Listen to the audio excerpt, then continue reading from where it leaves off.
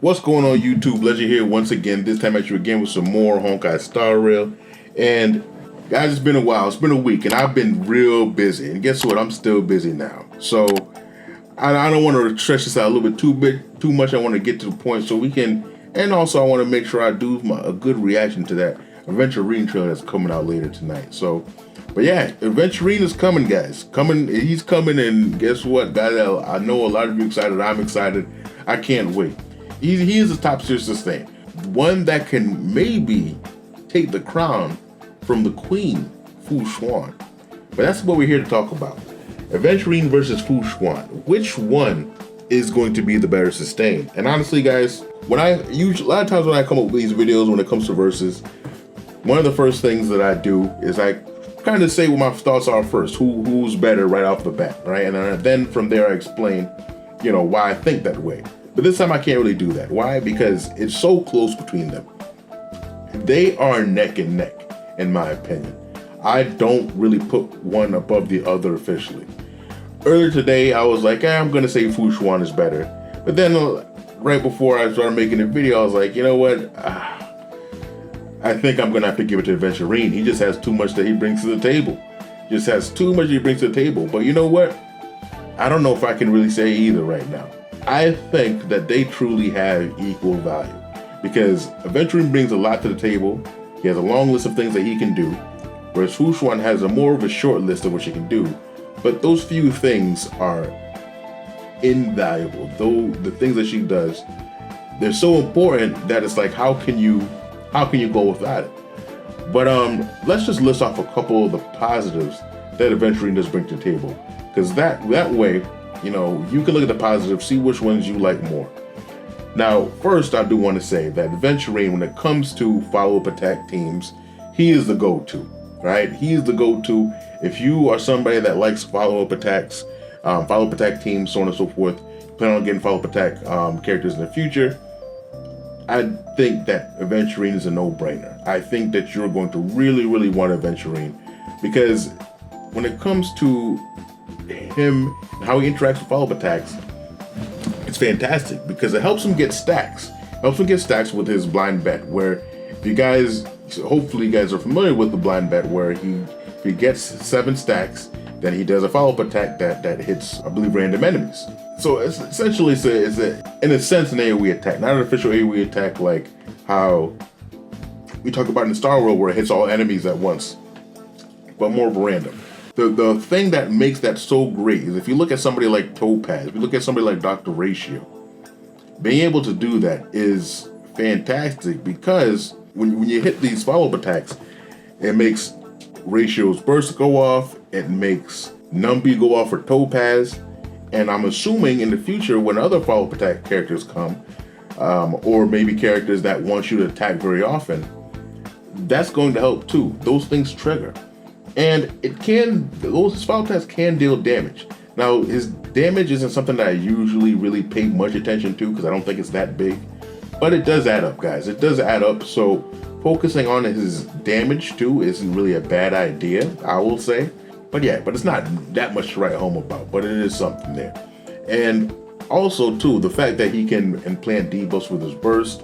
And then of course, if you get his light cone or you put Trend of Universal Market on him, you'll be able to put debuffs on characters and such, which really helps out characters like Acheron, which really helps out characters like Ratio, And then there's also teams that prefer shielders. Like, for example, there's the Hunt Light Cone for Yangqing, where it gives speed, but you can't get hit. And then Yangqing himself doesn't want to get hit.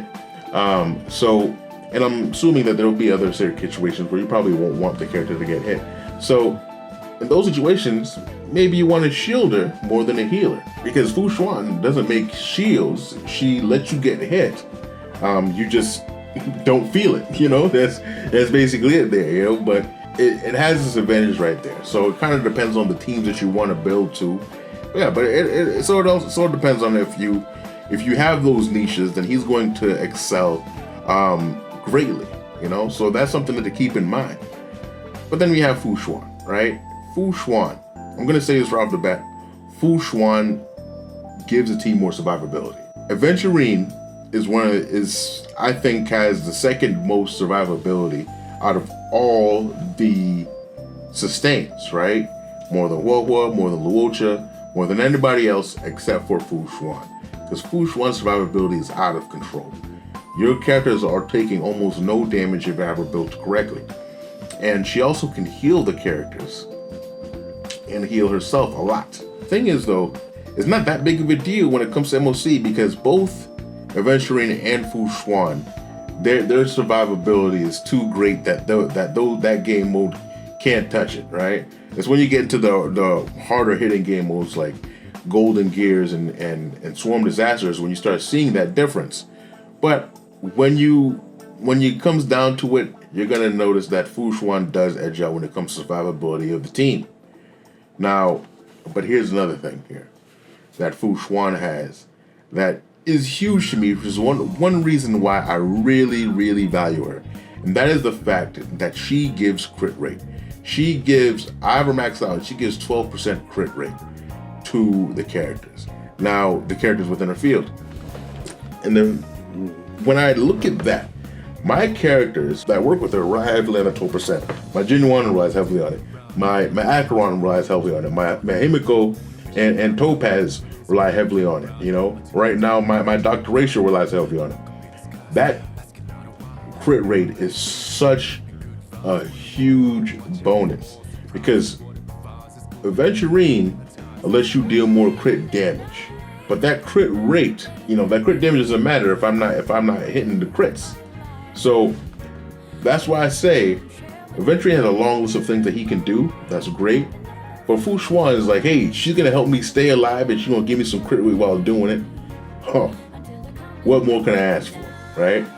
And that is why I put her on this pedestal so high. But it's really hard to say that she's just straight up better than Aventurine because honestly, I don't think so. And I think Aventurine might take the cake when it comes to comparing the two because of the long list of things he can do. Because when he's in his niche, he's just better. He's just better when he's in his niche, And when he's outside of his niche, he's equal to Fu Xuan. So for that reason, I might give it to Aventurine, but I'm telling you guys right now, I changed my mind by the day. They are very close. If you ask me again tomorrow, I might say, you know what, I changed my mind. Maybe Fu Xuan got this, But it really depends on your account, what you guys are looking for. I'm telling you guys right now, if you are looking to do follow-up teams, Aventurine is the pick. If you need debuffs on the enemy, Aventurine is the pick. But if you just want them to keep your team alive, and if you are struggling with these builds and you need some crit rate, then I think Fu Xuan might take the cake too, and I think more people fit into that category than the other. But everybody's different, and that is up to you. But based on information, hopefully that can help you make a decision. But yeah, there definitely is a lot more to say about Aventurine and Fu Xuan, and I really do want to sit here and talk about it all. But of course, I'm in time constraint, of course, and and there's other stuff to make. So if there's anything that I didn't touch on, please comment down in the comments down below with any questions you might have, any comments, because I know there's a lot more to talk about when it comes to this subject. So leave your comments down in the comment section down below. Subscribe to the channel so you can get more content like this. And yeah, with that, I'll end it here. Let you know.